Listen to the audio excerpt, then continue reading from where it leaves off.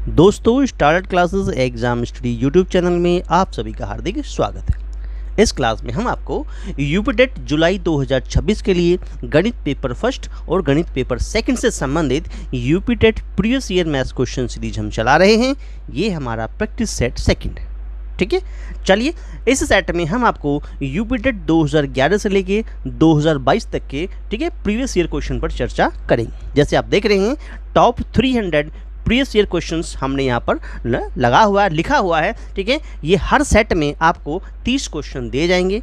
पिछले सेट में हमने आपको 1 से लेकर 30 तक के क्वेश्चन कराए हैं। इस सेट में आपको 31 से लेकर 60 तक के क्वेश्चन कराए जाएंगे। आपको टॉप 300 क्वेश्चन की ये सीरीज हम पूरी करेंगे। ठीक है, हर सेट में आपको 30 क्वेश्चन कराए जाएंगे। इस प्रकार से आपको एग्जाम से पहले 10 सेट हम प्रोवाइड करेंगे, जिसमें टॉप 300 प्रीवियस क्वेश्चन को पूरी तरह से कंप्लीट कर दिया जाएगा। स्टार्ट करते हैं अगले प्रश्न, यानी कि 31वें प्रश्न से। इस सीरीज का अगला क्लास है, सेकंड क्लास है, सेकंड प्रैक्टिस सेट है। 31वें प्रश्न से स्टार्ट करते हैं। ये प्रश्न जो है यूपी टेट 23 जनवरी 2022 में पूछा गया था, मैथ्स पेपर 2 में। ठीक है, चलिएगा क्वेश्चन में क्या दिया हुआ है। क्वेश्चन कहता है, यदि ए का वेतन बी के वेतन से 25% अधिक है और बी का वेतन ए के वेतन से कितने प्रतिशत कम होगा। चलिए देखिए साथियों, स्टार्ट करने से पहले हम आपसे कहना चाहते हैं कि अगर आप चैनल पर नए हैं, ठीक है, अभी तक आपने चैनल को सब्सक्राइब नहीं किया है, तो चैनल आपका अपना है start classes exam study YouTube channel है। जैसे आप देख रहे हैं स्क्रीन पे स्क्रॉल हो रहा है, start classes exam study YouTube channel है। चैनल को सब्सक्राइब कर लीजिए, ठीक है, बेल आइकन को प्रेस कर लीजिए, जिससे आने वाली वीडियो का नोटिफिकेशन सबसे पहले आपको प्राप्त हो और आप इन टॉप 300 प्रीवियस क्वेश्चन की हेल्प से अपने आने वाले एग्जाम को बहुत अच्छी प्रकार से क्वालिफाई कर सकें। चलिए स्टार्ट करते हैं। क्वेश्चन में क्या दिया हुआ है, क्या कहता है, यदि ए का वेतन बी के वेतन से 25% अधिक है तो बी का वेतन ए के वेतन से कितना प्रतिशत कम होगा। देखिए हम ये जानते हैं, हमारे पास फॉर्मूला होता है क्या, कि अभिष्ट कमी अगर हमें प्रतिशत में निकालनी हो, अभिष्ट कमी अगर हमें प्रतिशत में निकालनी हो तो फॉर्मूला होता है कि जितनी प्रतिशत वृद्धि हुई है अपॉन 100 प्लस जो प्रतिशत वृद्धि प्राप्त हुई है मल्टीप्लाई बाय 100 कर दीजिए, तो आपका क्या निकल आएगा, अभिष्ट कमी निकल आएगी, कमी प्रतिशत में निकल आएगी। ठीक है, चलिए स्टार्ट करते हैं। क्या कहें, देखो हमें क्या निकालना है भाई, हमें अभिष्ट कमी यानी कमी का प्रतिशत निकालना है। कमी का क्या निकालना है, प्रतिशत निकालना है। तो देखिए वृद्धि कितनी हुई है, 25% अधिक है। क्या, ए का वेतन बी के वेतन से 25% अधिक है, तो वृद्धि कितनी है, 25% है, 25 तो वृद्धि हो गई। आप और नीचे क्या करेंगे, 100 में 25 जोड़ देंगे, जोड़ दिया आपने, मल्टीप्लाई क्या कर दीजिए, 100 कर दीजिए। ऊपर से क्या प्राप्त हुआ, 25, नीचे से क्या मिला, 125 प्राप्त हो जाता है। मल्टीप्लाई बाई 100 कर दीजिए, तो 25 पंजे 125 होता है, 5 से काटेंगे तो 5 दूना 10 होता है, यानी कमी का प्रतिशत आपको प्राप्त हो जाता है। तो कितने प्रतिशत कमी आ गई, कमी का प्रतिशत आ गया 20% कमी आ गई है। 20% जो है वो आपको कमी प्राप्त हो जाती है और ये आपका क्या बन जाता है, आंसर बन जाता है। और आंसर चला जाएगा सी पार्ट के साथ में, और सी आपका राइट आंसर बन जाएगा।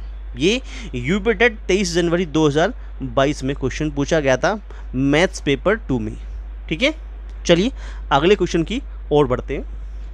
हाँ, ये अगला क्वेश्चन क्या कहता है कि दो प्राकृतिक संख्याओं का योग 8 है, यदि उसके व्युत्क्रमों का योग 8/15 है तो दोनों संख्याओं को ज्ञात कीजिए। ये क्वेश्चन भी 23 जनवरी 2022 में आया था मैथ्स पेपर 2 में यूपी टेट के। चलिए 32वां क्वेश्चन हमारे पास में है। देखो अगर हम यहाँ पर लेट कर लें, भाई इसको हम लेट कर लें कि मान लेते हैं हमारे पास में जो संख्याएं हैं, ठीक है, लेट करने जो नंबर्स हैं, संख्याएं हैं, कि मान लिया हमने, ठीक है, जो संख्याएं हैं या प्राकृतिक संख्याएं जो हमारे पास में, प्राकृतिक जो संख्याएं हैं, जो हमारे पास संख्याएं हैं, क्या हैं, संख्याएं x और क्या हो जाएंगी, दूसरी क्या हो जाएगी भाई, दोनों का योग 8 है तो इसका मतलब दूसरी हो जाएगी 8 - x। एक x हो गई और दूसरी 8 माइनस एक्स हो। तो इनके व्युत्क्रमों का योग क्या होता है, 1/x प्लस 1 कितना 8 माइनस एक्स मिल करके क्या बनाते हैं, 8/15 बनाते हैं। ऐसा क्वेश्चन में दे रखा है, अकॉर्डिंग टू क्वेश्चन की बात कर रहे हैं, ठीक है, अकॉर्डिंग टू क्वेश्चन ऐसा दिया हुआ। अब इसका आप एलसीएम ले सकते हैं भाई, x इंटू 8 माइनस एक्स, ये आपका एलसीएम आ जाएगा। x से x कटेगा तो 8 माइनस एक्स ऊपर चला जाएगा, और 8 माइनस एक्स से 8 माइनस एक्स कटेगा तो प्लस का x आ जाएगा, इजिकल टू 8/15 आपको मिल जाता है। यहाँ से आप देखते हैं माइनस तो प्लस के x कट गए, तो क्या बचा भाई 8 कितना बचा भाई, इसकी मल्टीप्लाई कर दे तो ये कितना 8x माइनस का x स्क्वायर हो गया, इजिकल टू 8 कितना हो गया 15 हो गया। ऐसा निकल के आ गया, ठीक है। हाँ, कितना हो गया जी हमारे पास, क्रॉस मल्टीप्लाई कर दीजिए तो 8 का इसमें करेंगे तो कितना हो जाएगा जी, ये 8 का इसमें करेंगे तो ये कितना हो जाएगा 64, तो x ये हो गया 64x हो गया, माइनस का 8x स्क्वायर हो गया, और 15 120 हो गया, ठीक है।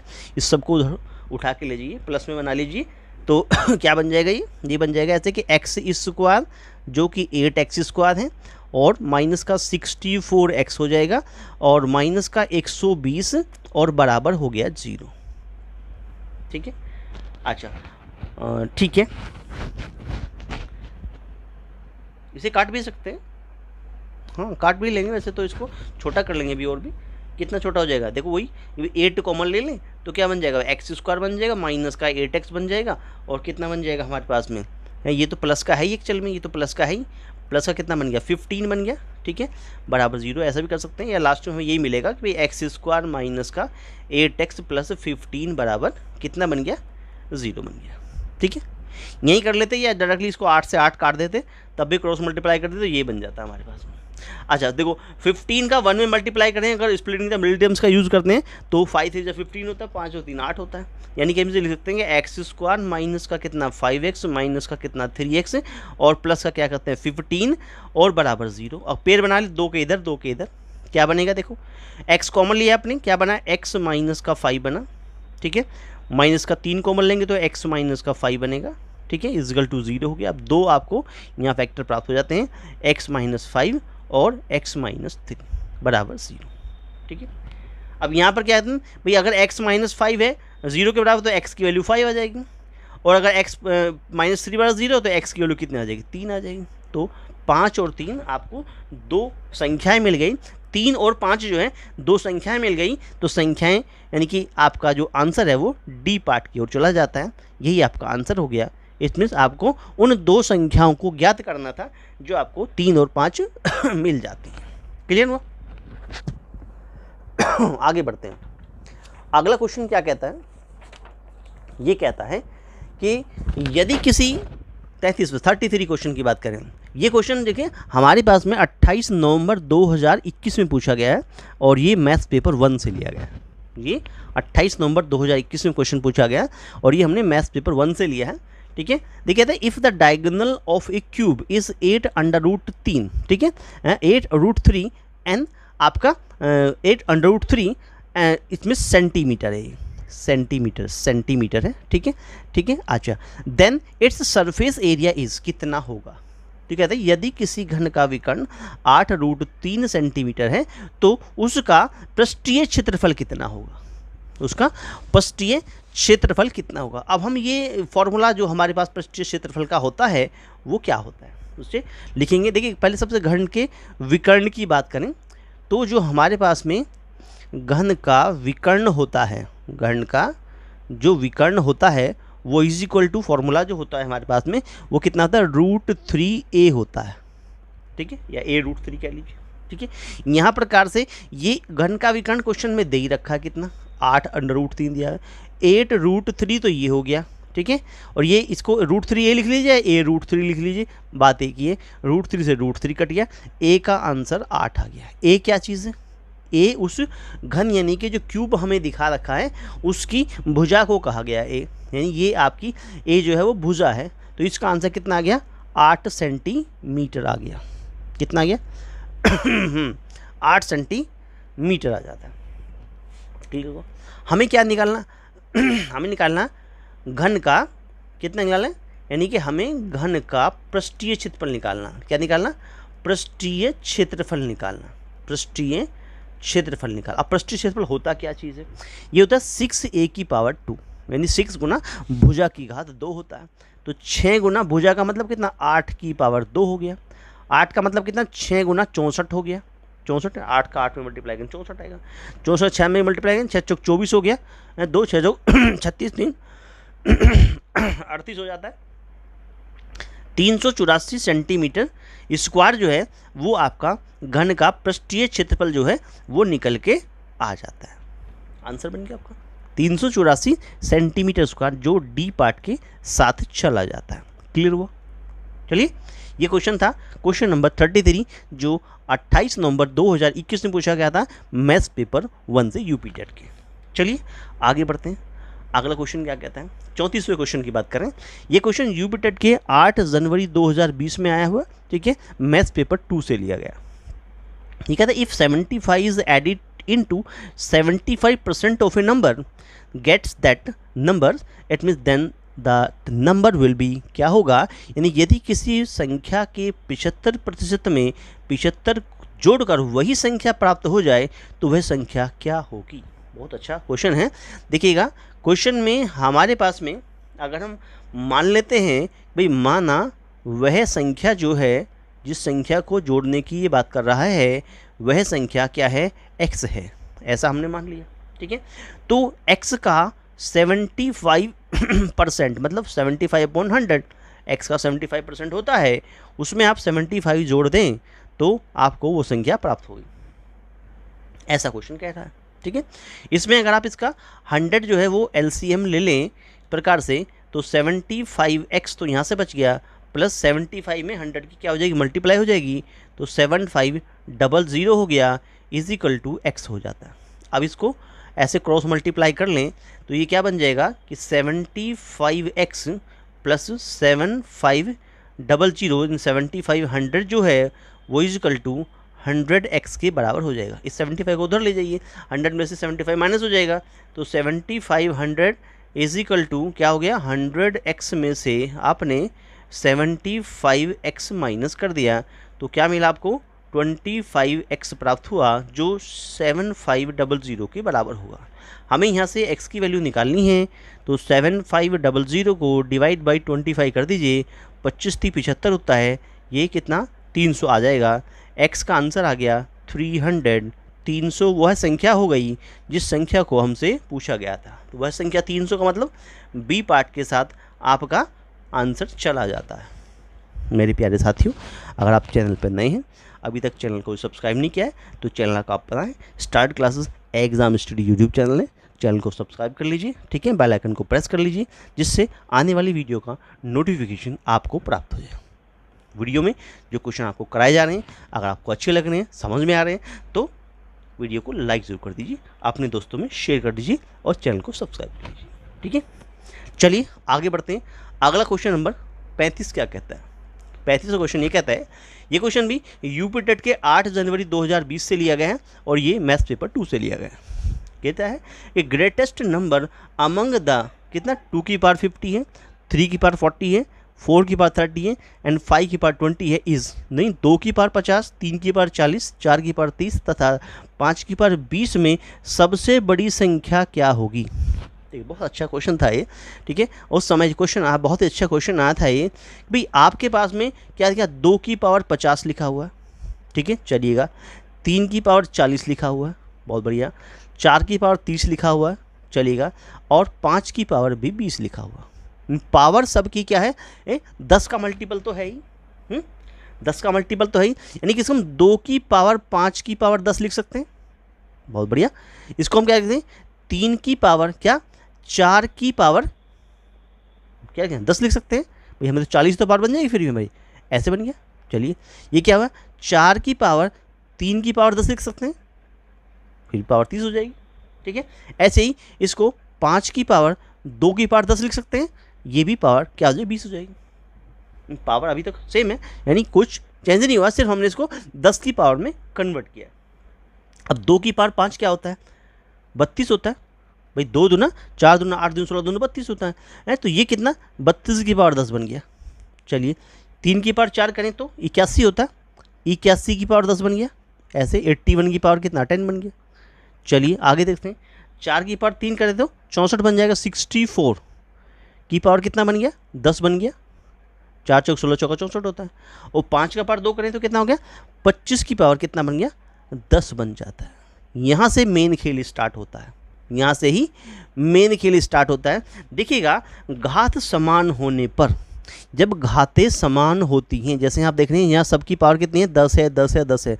घात समान होने पर आधार को देखते हैं, आधार जिसका बड़ा होगा, जिसका आधार बड़ा होगा, ठीक है, ये हमारे पास में ये तो आधार हो गया, ठीक है, ये इसके ऊपर घात हो गई, ठीक है। ये तो घात कैसी हो गई, घात तो हो गई समान, ठीक है, घात तो क्या हो गई समान हो गई, ठीक है, समझ गए ना भाई। घात तो क्या हो गई, घात तो हमारे पास में क्या हो गई समान हो गई, घात समान हो गई। और आधार को देखते हैं अब। जा अगर आधार आपका, ये आधार आपका बड़ा है, ध्यान समझिएगा, आधार बड़ा होने पर, ठीक है, संख्या क्या होगी, वो जो संख्या होगी वो बड़ी होगी, संख्या क्या होगी बड़ी होगी। अगर आधार आपका ये जो आधार आपका है, ठीक है, ये आधार आपका क्या, ये घात तो आपकी समान ही होगी, घात आपकी समान हो और आधार आपका छोटा हो, सब छोटा आधार हो, तो वह संख्या सबसे छोटी होगी। संख्या क्या होगी सबसे छोटी होगी। समझ में आ गया, ये रूल है और कुछ नहीं है। यही ट्रिक है इसकी कि अगर हाँ आपको क्या देखना, आधार देखना। हमसे क्या पूछ रहा है, सबसे बड़ी संख्या बताओ जी। सबसे बड़ी संख्या का मतलब क्या, सबसे बड़ा आधार 81 है। कौन है 81 है, 81 की पावर 10 ये जो संख्या है, 81 की पावर 10 जो संख्या है, जो किससे बनी है, ये किससे बनी है 3 की पावर 40 से बनी है। किससे बनी है 3 की पावर 40 से बनी है। तो हमारे पास में जो बड़ी संख्या होगी, इन सब में जो बड़ी संख्या कही जाएगी वो कही जाएगी 3 की पावर 40। जिसका आधार बड़ा वही संख्या बड़ी। क्लियर हो गया। 3 की पावर 40 कहाँ चला गया, सी पार्ट के साथ में, और सी आपका बन गया राइट आंसर। मेरे साथियों वीडियो अच्छा लग रहा हो, जो हम पढ़ा रहे हैं वो समझ में आ रहा हो, ठीक है, तो वीडियो को लाइक कर दीजिए, अपने दोस्तों में शेयर करना ना भूलें। चैनल आपका अपना है star classes exam study YouTube channel है, चैनल को सब्सक्राइब कर लीजिए और बेल आइकन को प्रेस कर लीजिए, जिससे आने वाली वीडियो का नोटिफिकेशन सबसे पहले आपको प्राप्त हो जाए। 300 क्वेश्चंस की 300 टॉप 300 पीवीएस क्वेश्चन की सीरीज चल रही है, जिसमें आपको अभी हम 35वां क्वेश्चन करा चुके हैं। चलिए आगे बढ़ते हैं 36वें क्वेश्चन की ओर। चलिएगा, ये कह रहा है find the value of z for which the number 417z8 is divisible by 9। Divisible by 9, z का मान ज्ञात कीजिए यदि संख्या 417z8 ये क्या है, ये 9 से विभाज्य हो। क्वेश्चन 8 जनवरी 2020 में आया, लेकिन मैथ्स पेपर 1 से क्वेश्चन लिया गया।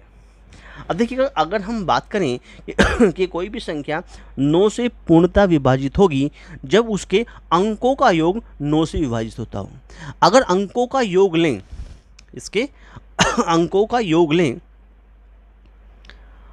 अंकों का अगर हम संख्या के अंकों का योग लें तो क्या बैठेगा 4 + 1 + 7 + z + 8, यानी कि 4 1 5 और 7 कितना 12 8 कितना हो गया 20 + z निकल के आ गया, 20 + z निकल के आ गया, 20 प्लस कितना आ गया z निकल के आ गया, ठीक है, 20 + z। ये उस संख्या का हमें क्या निकला, ये संख्या का योग निकल के आ गया, ये जो है 20 + z हो जाता। अब 20 में क्या जोड़ें जो 9 से डिवाइड हो जाए। देखिए, अगर हम 9 का पढ़ा देखें तो 9 दूना 18, 9 3 27, यानी 20 से ज़्यादा अगर चलें 3 के पढ़े तीसरे पढ़े में देखें तो 9 3 27 होता है। तो अगर 9 का मल्टीप्लाई 3 में कर दें तो भी 27 हो जाएगा। 20 से 7 पहली संख्या ये मिली, यानी अगर z को आप 7 रख दें तो ये संख्या क्या हो जाएगी 20 + 7 बन जाएगी, जो 27 बन जाएगी और जो 9 से डिविजिबल होगी।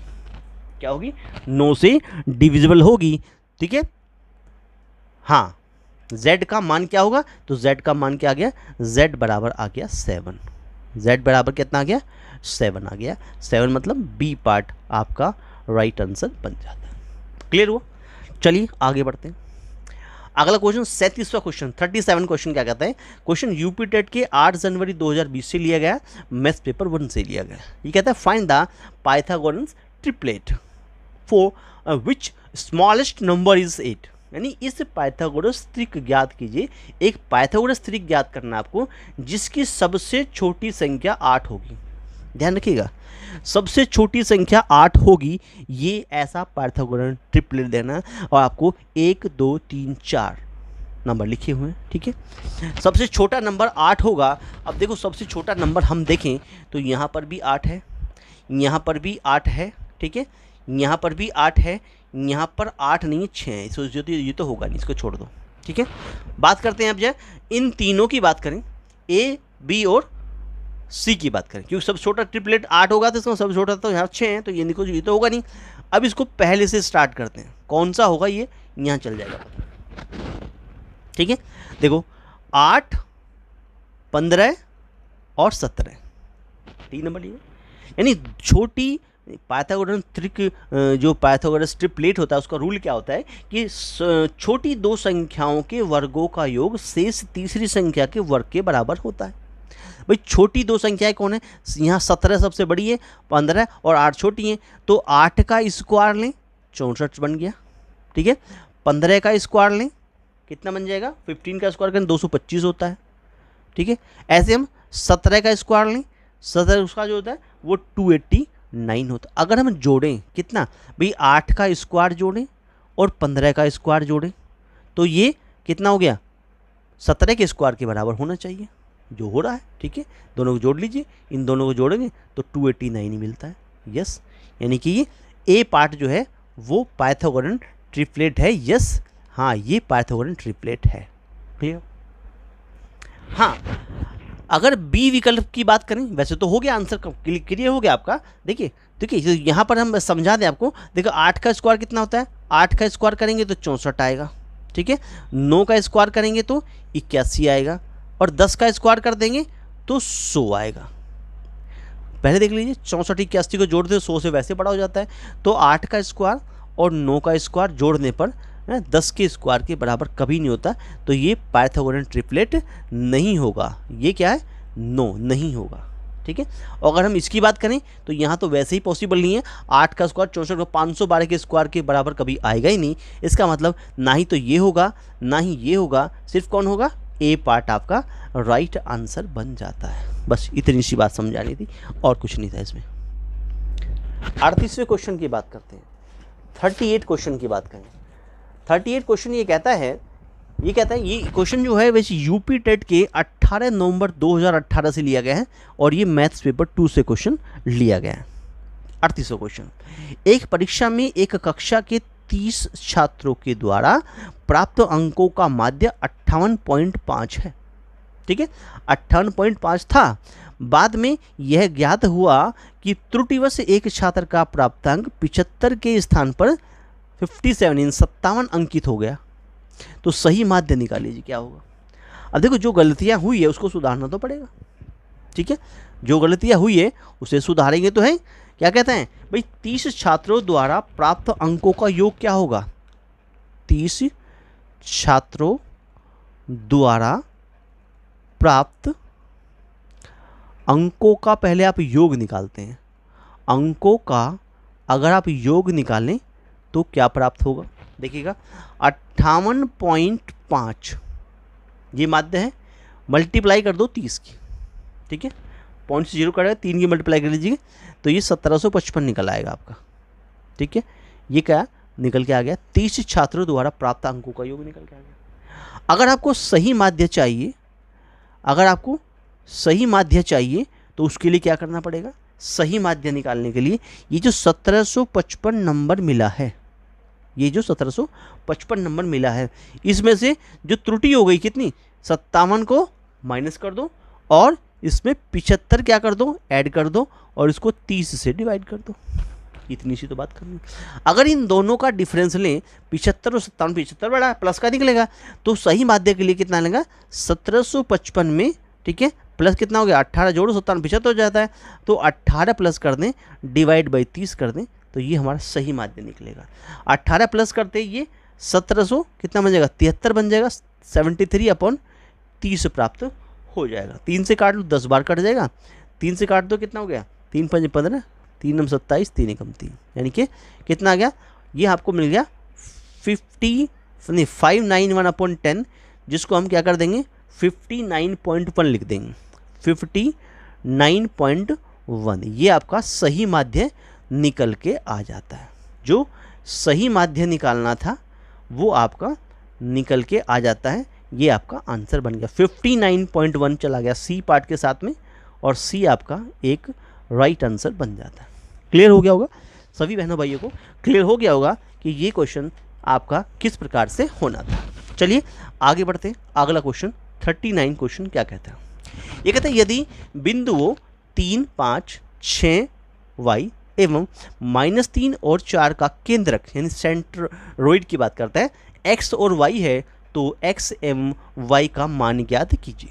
देखिए हमारे पास इस प्रकार से सेंट्रोइड निकालने का फॉर्मूला हुआ करता है कि अगर आपके पास में ऐसा कोई ट्रायंगल है जिसके 3 वर्टेक्स, जो कि हमने a, ठीक है, ऐसे b और ऐसे c हम मान लें ABC, जिसमें इसके कोऑर्डिनेट है x1 y1, इसके b के हैं x2 y2, c के हों x3 y3, तो सेंट्रोइड यानी कि कैपिटल X और कैपिटल Y निकालने के लिए हम क्या करते हैं, कैपिटल X का मतलब हो गया x1 प्लस x2 और प्लस x3 अपॉन 3, ये x का कोऑर्डिनेट हो जाएगा, और y कोऑर्डिनेट क्या होगा, y की जो वैल्यू निकलेगी वो कैसे निकलेगी, y1 plus y2 plus y3 upon 3 से निकल के आ जाएगा। अब यहाँ पर देखें तो ये जो वैल्यू है x1 की वैल्यू यहाँ पर 3 है, y1 की वैल्यू यहाँ पर 5 है, x2 मतलब दूसरा हमारे पास कोऑर्डिनेट क्या 6 है, y2 का आंसर कितना है y है,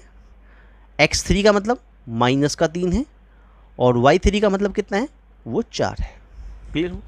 अच्छा यहाँ से देखें तो पहले केस में हम देखें यहाँ पे x निकालते हैं, तो x1 का मतलब कितना है 3 है, प्लस कितना x2 कितना 6 है, और x3 मतलब -3 है, तो -3 अपॉन कितना 3 हो गया, तो 3 से 3 कटा कितना बन गया 6/3 बना, 6/3 से 6, 3 दूना 6 होता है, तो x का आंसर कितना आ गया 2 आ गया। ये तो यहाँ से x की वैल्यू निकल के आ गई। अगर हम y की बात करें तो y1 कितना है, y1 कितना है 5 है, y1 कितना है 5 हमारे पास में है, हाँ y1 जो हमारे पास में वो 5 हमारे पास में है, ठीक है। अच्छा प्लस y2 कितना है, y2 y है, और कितना है प्लस y3 कितना है 4 है, ठीक है। ये हम y का आंसर निकालेंगे, x और y की बात करें तो ये x और किसकी कर रहे हैं y की बात कर रहे हैं, y की बात कर रहे हैं। ये हमने x निकाला यहाँ पे, ये हमने x निकाला, ये हम y निकाल रहे हैं।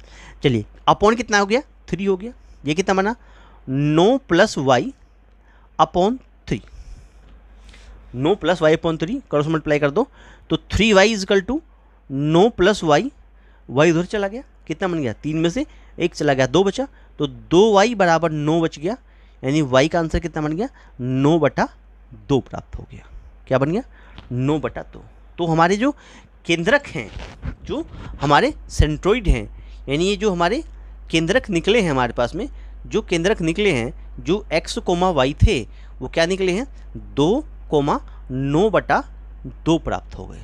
ये आपका क्या बन जाए आंसर। और ये कहाँ है 2 और यानी कि 2 और 9/2 कहाँ है आपका 2 और 9/2 जो है वो यहाँ मिलेंगे, बी पार्ट में मिल गया। तो बी यानी x का आंसर 2, y का आंसर कितना बन गया, इट मीन्स 9/2। क्लियर? इस प्रकार से आप सेंट्रोइड निकाल सकते हैं। चलिए आगे बढ़ते हैं। अगला क्वेश्चन नंबर 40 क्वेश्चन जो है 40वां क्वेश्चन क्या कहता है कि ये 18 नवंबर 2018 से लिया गया है, यूपी टेट के 18 नवंबर 2018 से मैथ्स पेपर 1 से लिया गया है। ये कहता है यदि दिए गए चित्र में A B line parallel to C D हो जाए, ये लाइन इस लाइन की सी डी लाइन जो आपको दिखा रखी है इसके पैरेलल हो, तो y - x जो एंगल है उसका मान बताइए क्या होगा। देखिएगा हमारे पास में ये वाई एंगल यहाँ पर है और एक्स एंगल यहाँ पर है, यानी वाई एंगल निकालने के लिए पहले आप ये एंगल निकाल लीजिए, एक्स एंगल निकालने के लिए आप इस एंगल को निकाल लीजिए। ठीक है, इसे मान लिया हमने ये एंगल 1 है और इसे मान लिया ये एंगल 2 है। क्लियर हुआ? देखिएगा, अगर हम इस केस में देखें भाई ये हमारा एक लीनियर पेयर है, ठीक है, बाई लीनियर पेयर, तो क्या हम प्राप्त करेंगे? बाई लीनियर पेयर क्या होता है भाई? दोनों एंगल का सम जो है यानी 120 डिग्री प्लस एंगल 1 मिलके 180 डिग्री बनाएंगे, तो एंगल 1 की वैल्यू 180 में से 120 को माइनस कर दिया जाएगा और आपको 60 डिग्री मिल जाएगी। क्योंकि ये कहा गया है कि A B line parallel to C D होती है, तो एंगल जो x है वो इक्वल टू एंगल 1 हो जाएगा। किस लिए?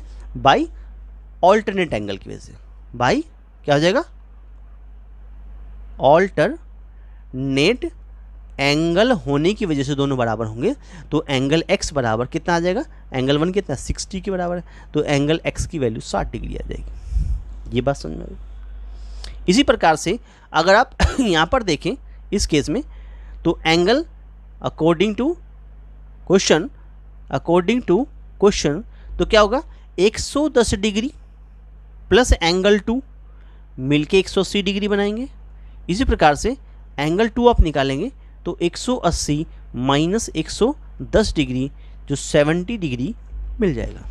इसी प्रकार से एंगल y बराबर angle 2 same point alternate angle होने की वजह से होंगे जो 70 डिग्री प्राप्त हो जाएगा। हमें जो फाइंड करना है वो y माइनस एक्स फाइंड करना है, y degree minus x degree find करना है। ठीक है, तो y डिग्री, y का आंसर क्या निकला? 70 डिग्री निकला, माइनस x जो निकला है वो 60 डिग्री निकला है। दोनों का डिफरेंस ले दिया जाए तो दोनों का डिफरेंस 10 डिग्री हमारा आंसर बना देता है। क्लियर हुआ? 10 डिग्री चला गया ए पार्ट के साथ में और ए आपका राइट आंसर बन जाता है। क्लियर हुआ? चलिए आगे बढ़ते हैं क्वेश्चन नंबर 41 की तरफ। ये क्या कहता है? ये बहुत अच्छा क्वेश्चन आया था, 18 नवंबर 2018 में प्रश्न पूछा गया मैथ्स पेपर 1 में। ठीक है, 41वां क्वेश्चन कहता है यदि 4/8/2017 को शुक्रवार है तब 61 दिनों के बाद कौन सा दिन होगा? अब देखो क्वेश्चन में कहा गया है कि भाई 4/8/2017 तारीख जो बता रखी है, वो जो हमें क्या दिया हुआ, हमारे पास में जो डेट दी हुई है उस डेट के अकॉर्डिंग पूछ रहा है भाई कितना है? 4, ठीक है, 8/2017 ये डेट दी हुई है और इसके 61 दिन बाद, ठीक है, लेकिन 4/8/2017 को शुक्रवार है। क्या इस दिन शुक्रवार है, ऐसा इसने क्वेश्चन में कहा है। हम 61 दिन की बात करें तो 61 को सबसे पहले आप 7 से क्या कीजिए? डिवाइड कीजिए, क्योंकि वीक जो होता है 7 का होता है। 7 8 कितना होता है? 56 होता है। 56 हो गया, कितना बचा? 5 बचा। ये वो विषम दिन है, ये वो विषम दिन निकल के आगे जो आपके क्या रिमाइंडर में प्राप्त हो गए। अब शुक्रवार की बात करता है, और ये 5 वो विषम दिन है। क्वेश्चन पूछा गया 61 दिनों के बाद की बात कर, यही मेन क्वेश्चन फंसा है। ठीक है भाई, ये हमारे पास में शुक्रवार है में प्लस 5 दिन के बाद का दिन, 5 दिन और जोड़िए। ठीक है, 5 दिन के बाद का दिन चाहिए हमें, बाद का दिन चाहिए, ध्यान रखिएगा, 5 दिन के बाद वाला दिन चाहिए।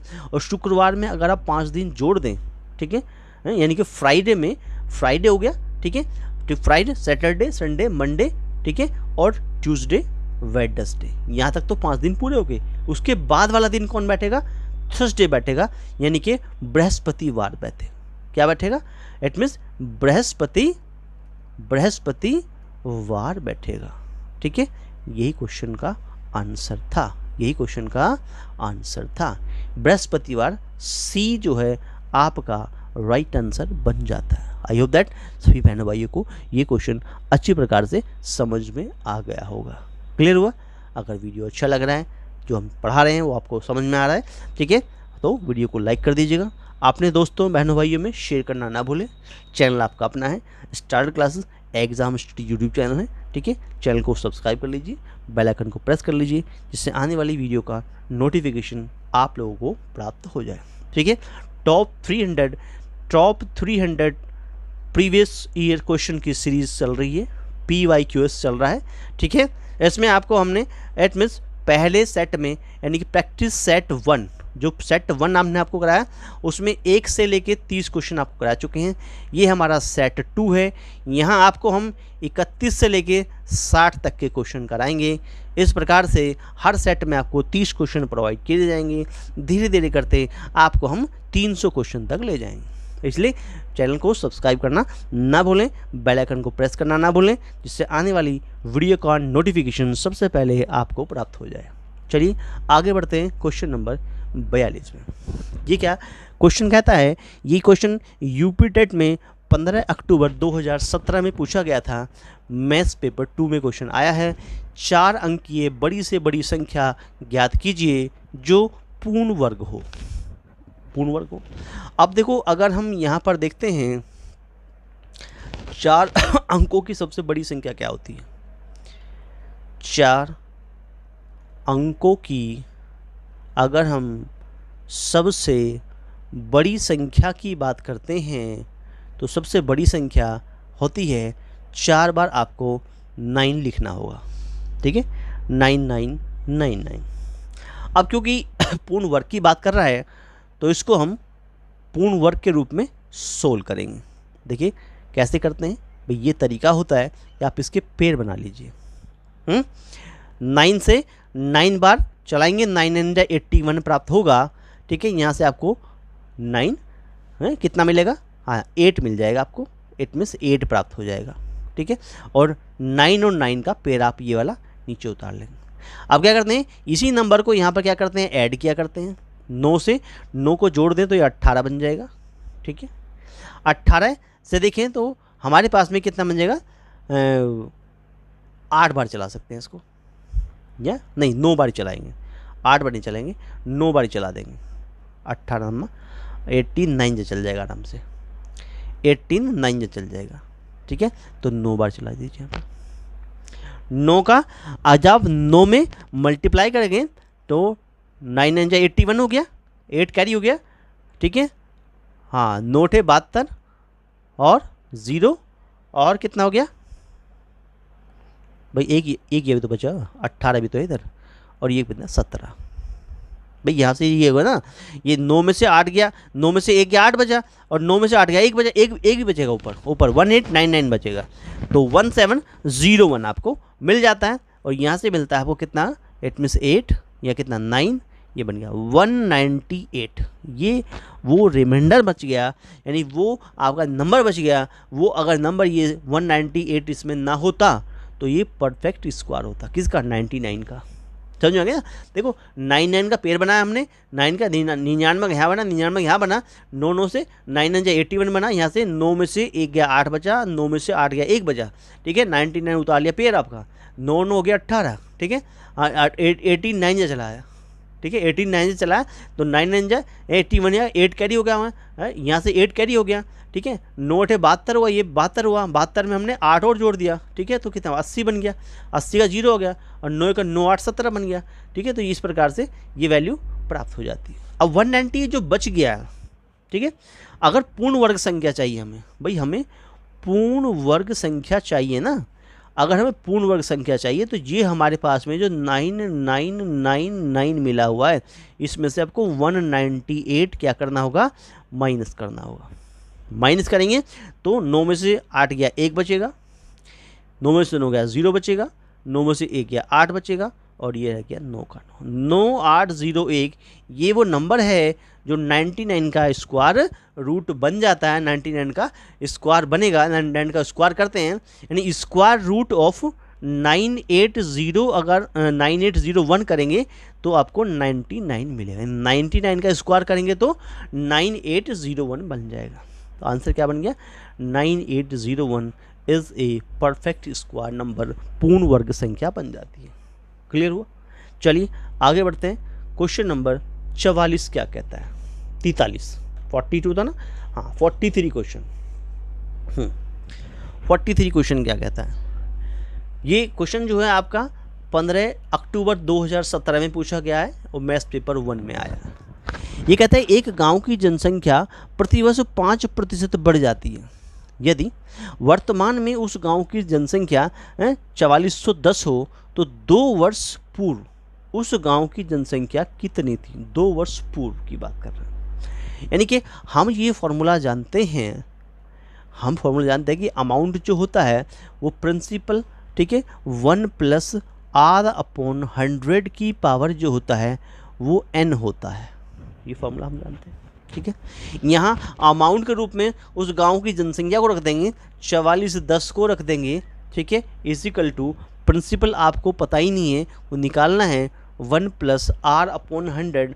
R मतलब ये कहता है 5% बढ़ जाती है, अपॉन 100 कर दिया और समय मतलब n का वैल्यू 2 आ गया। यहाँ से अगर काटे तो 5 × 5, 5 दूनी 10, 1 सही, 1 + 1/20 आ गया जो 21/20 में कन्वर्ट हो जाएगा। यानी 4410 तो यहाँ मिल गया, इजिकल टू प्रिंसिपल के साथ में कितना हो गया 21/20, ठीक है, की पावर 2 बन गई। यहाँ तक पहुँच गए आप। हाँ अगर हम ऐसा करते हैं तो ये कितना, 21 का स्क्वायर करेंगे तो 441 होता है और 20 का स्क्वायर करेंगे तो कितना बनता है 400 होता है और ये वैल्यू 4410 के बराबर हो जाती है। हमें निकालना है प्रिंसिपल निकालना है तो क्या होगा कि 4410 को 400 से तो कर देंगे मल्टीप्लाई और 441 से कर देंगे इसको डिवाइड, तो ये इसको सीधा सीधा 10 बार काट देगा और 10 का 400 में मल्टीप्लाई करेंगे तो 4000 प्राप्त हो जाएगा। यानी कि P का आंसर बन गया 4000। ये P इस बात को इंगित करता है कि हमारे पास 2 वर्ष पूर्व गांव की जनसंख्या कितनी थी, 4000 थी। 2 वर्ष पूर्व गांव की जनसंख्या, ये 2 वर्ष पूर्व गांव की जो जनसंख्या होगी, जनसंख्या को इंगित करेगा और वो हमारे पास में जो जनसंख्या हमारे पास होगी वो कितनी बन जाएगी, जो जनसंख्या होगी वो 4000 हो जाती है। यही आपका आंसर बन जाता है और आंसर चला गया डी पार्ट के साथ में और डी आपका राइट आंसर बन जाता है। क्लियर हुआ? आगे बढ़ते हैं। अगला क्वेश्चन बहुत बेहतरीन क्वेश्चन है, अपने आप में आने वाला क्वेश्चन है, आने वाले एग्जाम में ऐसा क्वेश्चन आ भी सकता है। क्या कहता है, यूपीटेट इट मीन्स 15 अक्टूबर 2017 में क्वेश्चन पूछा गया, मैथ्स पेपर 1 से लिया।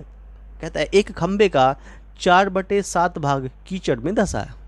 जब धंसे हुए का 1/3 भाग बाहर खींचा जाता है तो पाया गया है कि 8 मीटर माप का खंबा अभी भी कीचड़ में ही है। तो खंबे की पूरी लंबाई बताइए, पूर्ण लंबाई बताइए, पूरी लंबाई क्या होगी।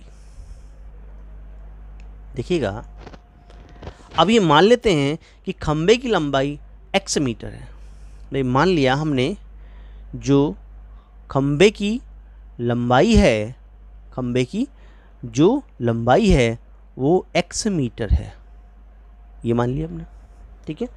कीचड़ में जो धंसा भाग है, जो कीचड़ में धंसा भाग है, कीचड़ में जो धंसा हुआ भाग है, धंसा भाग जो है वो कितना है 4/7x है, 4/7x या 4x/7 कह लीजिए, ठीक है। 4/7x भाग कीचड़ में धंसा है, ठीक है। अब उसका भी क्या कहता है, इट मीन्स जब उसने देखा कि उसको 1/3 बाहर खींच लिया गया, किस में से खींच लिया गया, प्रश्न के अकॉर्डिंग टू x, अगर 4x/7 भाग कीचड़ में था, ठीक है, इस में से भी क्या है 1/3 बाहर खींच लिया गया, तो 4x/7 का 1/3 बाहर खींच लिया गया, तो इसमें से घटा दो, माइनस कर दो, अभी भी 8 मीटर कीचड़ में ही पाया गया है। तो इस प्रकार से इसका जो एलसीएम है वो कितना आ जाएगा, 21 आ जाएगा। 7 × 21 हो जाएगा, 3 × 4 = 12x बन जाएगा ऊपर, माइनस ये 4x हो जाएगा, इजिकल टू 8 के बराबर हो जाएगा, ठीक है। 12 में से 4 जाएगी तो कितना बनेगा, 8x/21 बनेगा, और बराबर कितना बन जाएगा, 8 बन जाएगा। यानी अगर आप x निकाल रहे हैं तो 8 गुना 21/8 बन जाएगा। 8 से 8 कट जाएगा, x का आंसर 21 मीटर आ गया। 21 मीटर मतलब उस खंबे की जो लंबाई है वो 21 मीटर थी या 21 मीटर होगी। 21 मीटर मतलब पहला पार्ट आपका राइट आंसर बन जाता है। क्लियर हुआ? क्वेश्चन नंबर 44 कंप्लीट हो जाता है। आगे चलते हैं 45 क्वेश्चन की ओर चलते हैं। 45वां क्वेश्चन क्या हमें कह रहा है? ये क्वेश्चन जो है यूपी टेट के 15 अक्टूबर 2017 के पेपर से पूछा गया है। ये मैथ्स पेपर 1 से क्वेश्चन आया हुआ है। ए और बी किसी काम को 12 दिन में कर सकते हैं। बी और सी उसी काम को 15 दिन में कर सकते हैं। सी और ए उसी काम को 20 दिन में कर सकते हैं। ए अकेले उसी काम को कितने दिन में पूरा करेगा? देखिएगा, अगर हम इसकी बात करें कि ये ए और बी काम कर रहे हैं तो ए और बी किसी काम को 12 दिन में करते हैं तो ए प्लस बी का एक दिन का काम कितना होगा? ए प्लस बी का एक दिन का काम जो होगा, एक दिन का जो काम हो जाएगा वो कितना होगा? 1/12 को रिप्रेजेंट करेगा। क्लियर हो? 12 दिन में करते एक दिन का काम 1/12 हो गया। ऐसे ही बी प्लस सी का एक दिन का काम अगर आप देखें तो वो आपका 1/15 होगा। इसी प्रकार से अगर सी प्लस ए का एक दिन का काम देखें तो वो 1/20 हो जाता है। समझ में आ गया? ऐसे ही ए प्लस बी प्लस सी की बात करें तो इन तीनों को जोड़ दें अगर आप तो कितना बनेगा? ए प्लस बी प्लस सी, इसका दुगना प्राप्त हो जाएगा। ठीक है, ठीक है। तो इज इक्वल टू 1/12 हो जाएगा प्लस 1/15 हो जाएगा प्लस 1/20 हो जाएगा। ठीक है, ए प्लस बी प्लस सी अगर जोड़ दें तो ये आपको कुछ ऐसा प्राप्त होगा जिसका अगर आप एलसीएम लें तो 12, 15, 20 एलसीएम कितना बन जाएगा हमारे पास? 60 बन जाएगा। ठीक है, 12 पंजा 60 होता है, 15 चौका 60 होता है, 20 तियो 60 होता है। तो 5 4 9 3 12 आपका 60 हो गया। और 12/60 का मतलब हुआ कि अभी आपके पास में ये 2 भी तो है इधर, 2 भी इधर जाएगा। ठीक है, 2 भी इधर जाएगा हमारे पास में। ठीक है, कोई बात नहीं। तो ये बन जाएगा ए प्लस बी प्लस सी का अगर एक दिन का काम निकाल लें।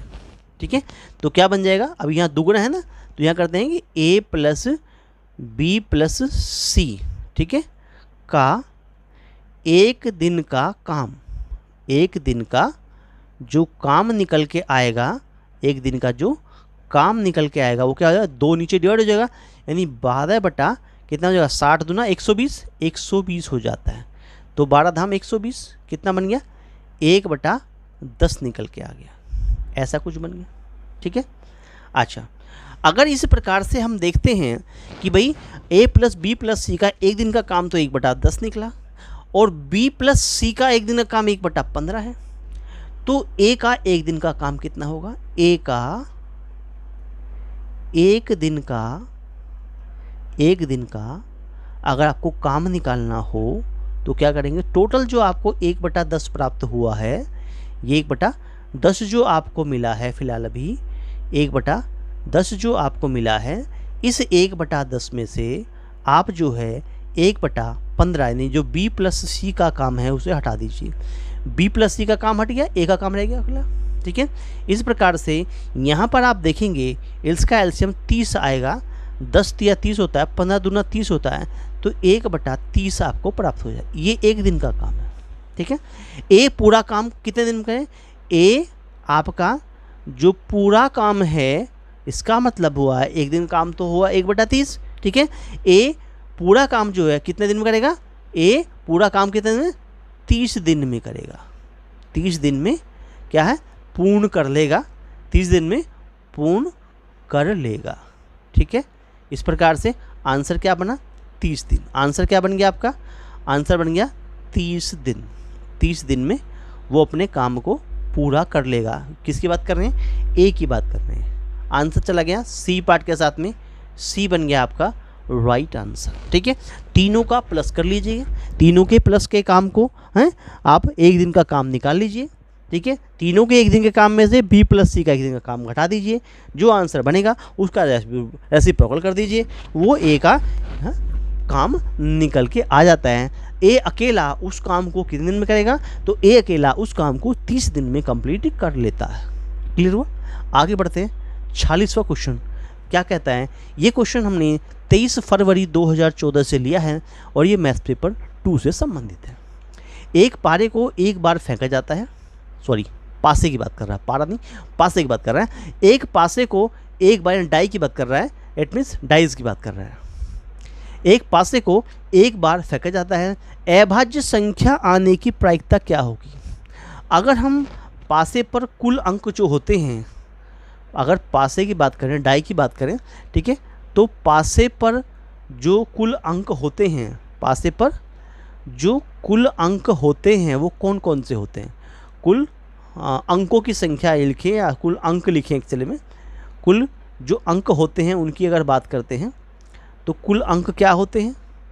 देखो लिखो उसको, कितना होता है भाई? पासे पे 1 लिखा होता है, 2 भी लिखा होता है, 3 भी लिखा होता है, 4 भी लिखा होता है, 5 भी लिखा होता है, 6 ही तो फेस होते हैं पासे के, 6 लिखा होता है। इसमें अभाज्य संख्या कौन कौन सी है? अभाज्य संख्या की बात करें, अब अभाज्य संख्या मतलब जो अपने आप से कट रही हैं, हमें भाई 2 हो गया, 3 हो गया, 5 हो गया, ऐसे 3 अंक प्राप्त हुए। ठीक है, तो प्रोबेबिलिटी ऑफ इवेंट क्या कहेगा? फेवरेबल आउटकम कौन है? 3 है।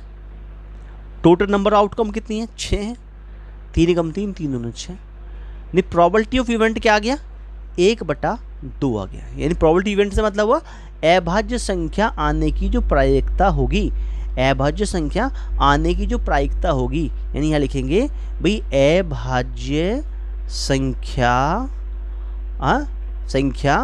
आने की जो प्रायिकता होगी, जो प्रायिकता होगी यानी प्रोबेबिलिटी होगी, वो 1/2 हो जाएगी। क्लियर हुआ? 1/2 जो है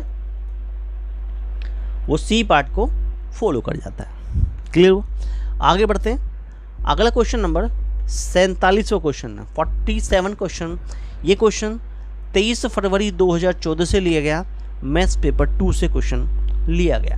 ये कहता है यदि x-2 क्या x² plus ax² plus bx plus 16 का एक गुणनखंड है तथा b = 4 है, तो a और p का मान क्रम से क्या होगा? देखिए, अगर हम ये कहें कि ये जो हमें पॉलिनोमियल दिया गया है ये px को रिप्रेजेंट करता है, जो कहता है x³ plus of ax² plus of bx plus of 16, ये हमारा पॉलिनोमियल x हो गया।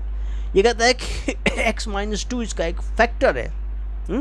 इफ अगर x-2 इफ अगर क्या कहता है x-2 इज ए क्या होता है? इस means factor of px, then क्या हो गया कि x बराबर 2 रखिए और px को बराबर 0 ले लीजिए। क्लियर हुआ? तो यहाँ से x के प्लेस पे 2 रखेंगे तो 2 की पावर 3 बन गया, प्लस a ऑफ कितना हो गया? 2 की पावर 2 बन गया, प्लस b × 2 बन गया और प्लस 16 हो गया और बराबर 0 का आ गया। 2 का मतलब 3 बार करेंगे तो 8 बन जाएगा। ठीक है, 2 दूना 4, 4a आ गया, प्लस कितना का 2b आ गया, प्लस कितना आ गया 16 आ गया, बराबर 0 बन गया। ठीक है, 16 की बात करें तो 16 24 होता है, ये उधर चला जाएगा माइनस में चला जाएगा, तो 4a प्लस 2b = माइनस का 24 हो गया। इसमें से आप 2 कॉमन भी ले सकते हैं, दोनों और डिवाइड कर सकते हैं, तो 2 दूना 4 हो गया, प्लस 2 एकम 2 हो गया, = यहाँ से डिवाइड कर दें तो ये 12 मिल जाएगा। 2a प्लस b = माइनस का 12 है। ये एक इक्वेशन बन गई आपकी। बट हमें क्या कहता है? इट मीन्स पुट कर दीजिए b को 4a रख सकते हैं आप। अगर आप b को 4 रखेंगे तो 2a प्लस 4a = माइनस का 12 हो जाएगा। और 4 2 6, ए बराबर माइनस का 12 हो जाता है, तो ए का आंसर माइनस का 12/6, 6 दूना 12, ए का आंसर माइनस का 2 प्राप्त हो जाता है। यहाँ बात समझ में आ गई, ठीक है। इसी प्रकार से हमने देखा है कि b बराबर तो 4a है, तो इजकल टू 4 इंटू माइनस का 2 रख दीजिए a के प्लेस पे, तो b का आंसर माइनस का 8 आ जाता है। a का आंसर बना -2, b का आंसर बना माइनस का 8, -2 और -8 आपके क्या बन जाते हैं, आंसर बन जाते हैं, जो सी पार्ट में चले जाते हैं। सी पार्ट आपका राइट आंसर बन जाता है। क्लियर हुआ? आगे बढ़ते हैं। अगला क्वेश्चन नंबर 48 क्या कहता है? 48वें क्वेश्चन में कहता है कि यदि ए बी सी डी एक समचतुर्भुज है, ये एक समचतुर्भुज है, ठीक है। तो समचतुर्भुज अगर हमारे पास में दिखा रखा है, ठीक है, तो ये एक तरह से समचतुर्भुज की परिभाषा क्या होती है कि एक जो इक्विलेटरल ये हमारे पास में जो समचतुर्भुज है हमारे पास में, ठीक है, तो इसमें जो डायगोनल होते हैं वो 90 डिग्री पे कट करते हैं और डायगोनल जो होते हैं बाइसेक्ट ईच अदर होते हैं। यानी OC या OA जो निकालेंगे तो वो 1/2 AC के बराबर होगा।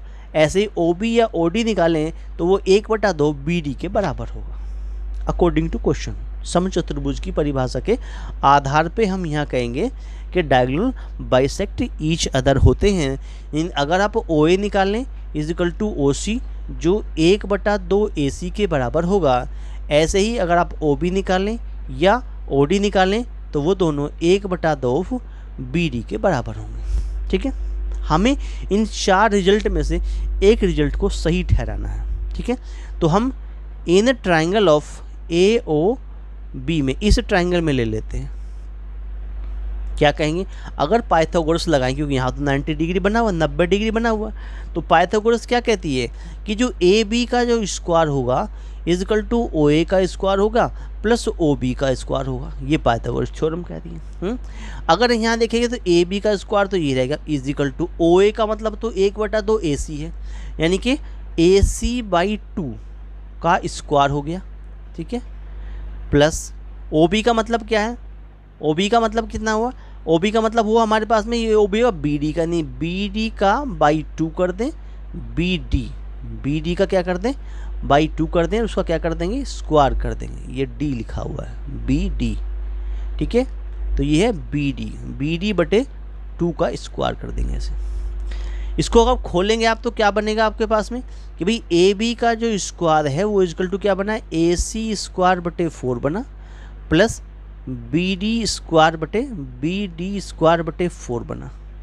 4 आपने ले लिया LCM, तो कितना आ गया, AC का स्क्वायर आ गया प्लस BD का स्क्वायर हो गया। ये बराबर किसके, AB के स्क्वायर चल रहा है। यानी कि अगर क्रॉस मल्टीप्लाई करें तो AC का स्क्वायर प्लस BD का स्क्वायर इजकल टू 4 गुना हो जाएगा AB के स्क्वायर के। अब इस रिजल्ट को मिला लीजिए, आपके आंसर में कहाँ पर ये रिजल्ट आ रहा है कि AC का स्क्वायर BD का स्क्वायर 4 है AB के स्क्वायर, तो C पार्ट को ये मैच कर गया। AC का स्क्वायर प्लस BD का स्क्वायर 4 गुना हो गया AB के स्क्वायर के। ये आपका बन गया आंसर। क्लियर? 48वां क्वेश्चन था, एक समचतुर्भुज ABCD के लिए रिजल्ट पूछा गया था कि रिजल्ट क्या निकलेगा। आपने रिजल्ट निकाल दिया कि रिजल्ट निकल के आ गया AC का स्क्वायर प्लस BD का square equal to 4 of AB square. चलिए 49वां क्वेश्चन क्या कहता है कि 23 फरवरी 2014 में क्वेश्चन पूछा गया, मैथ्स पेपर 1 से क्वेश्चन लिया गया है। यदि झील की लंबाई और चौड़ाई 40 मीटर तथा 10 मीटर हो तो उसमें 120 घन मीटर पानी हो तो झील की गहराई हाइट बताइए क्या होगा। देखिएगा, जो अगर इस तरह से क्वेश्चन कोई आता है तो जो भी झील यहाँ पर दिखा रखी है, इस झील की बात करें तो इस झील का जो आयतन होगा, इसका जो आयतन होगा, ठीक है, वो उसमें उपस्थित पानी के आयतन के बराबर होगा या उसमें उपस्थित जल की मात्रा के बराबर होगा, जो फिलहाल इन्होंने 1200 घन मीटर यानी मीटर की घात क्यूब दिखा रखी है। अब क्योंकि ये जो झील है, क्योंकि लंबाई चौड़ाई और ऊंचाई के अकॉर्डिंग बनी हुई है, तो 40 मीटर मल्टीप्लाई बाय 10 मीटर और इसकी ऊंचाई हम h मान लें तो वो हमारी 1200, ठीक है, घन मीटर के बराबर हो जाती है। तो हाइट निकालनी थी हमें, तो 1200 डिवाइड बाई 40 गुना 10, ठीक है। इनसे 2 जीरो काट दिया हमने, 4 से 4 तिया 12, यानी कि इजिकल टू 3 मीटर। तो जो हाइट हो गई वो 3 मीटर की हाइट थी।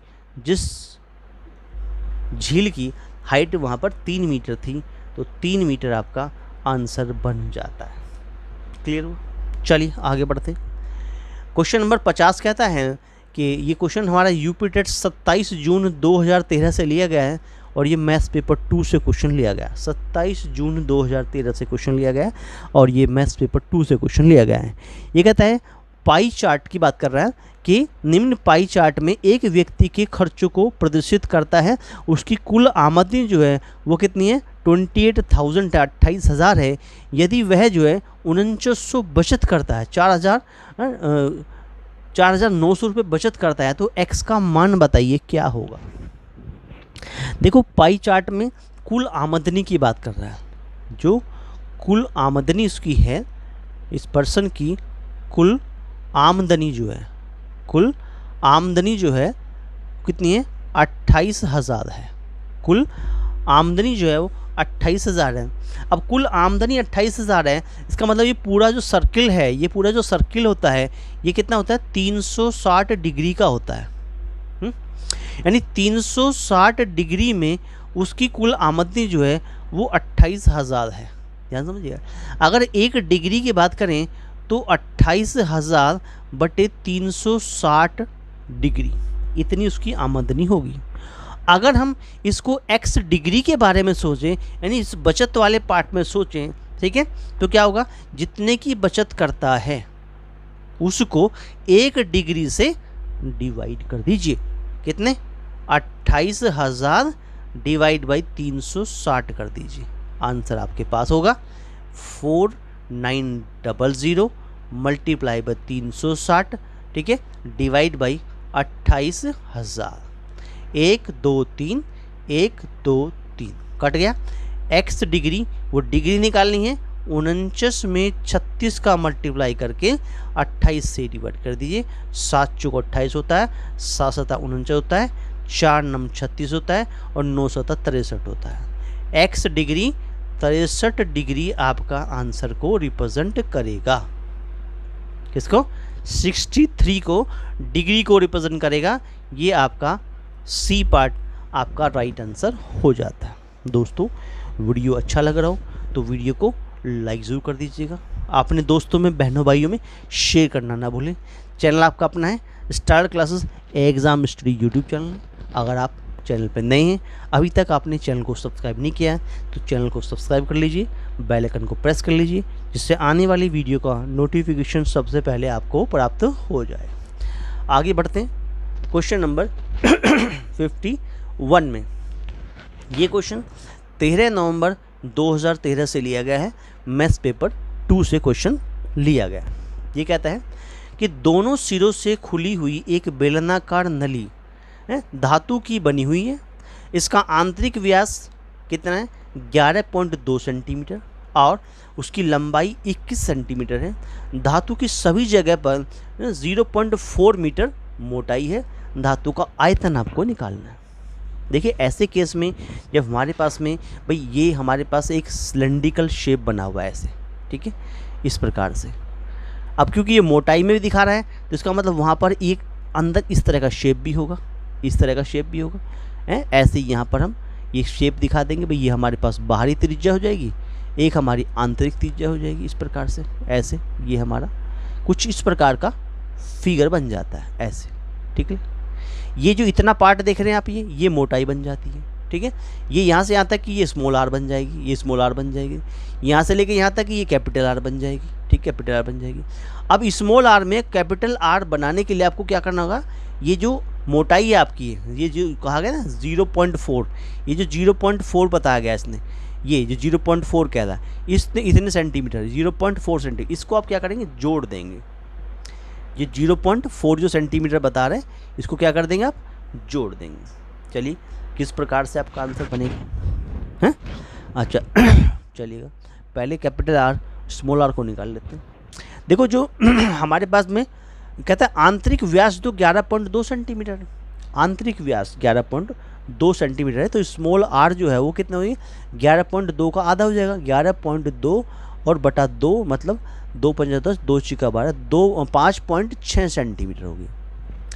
कैपिटल आर कैसे निकलेगी, 5.6 सेंटीमीटर में 0 पॉइंट और जोड़ दीजिए 4, तो कितना पूरा 6 सेंटीमीटर हो गया। तो कैपिटल आर बन गई 6 सेंटीमीटर, स्मॉल आर बन गई 5.6 सेंटीमीटर। हाइट एक तरह से ये जो हाइट होगी पूरी यहाँ से यहाँ तक की जो हाइट होगी वो कितनी है, 21 सेंटीमीटर है। यानी एच की वैल्यू जो है 21 सेंटीमीटर हो जाएगी।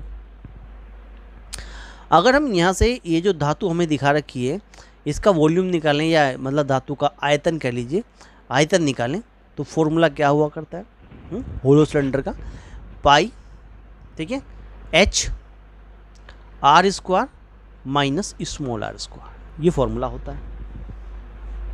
यहाँ पर आप पाई को क्या लेंगे, 22/7 होती है पाई की वैल्यू, रख देंगे 22/7 इंटू एच का मतलब 21, ठीक है, और यहाँ पर आर का मतलब हो गया 6 का स्क्वायर माइनस स्मॉल आर का मतलब हुआ 5.6 के स्क्वायर को हमने ऐसे बंद कर दिया।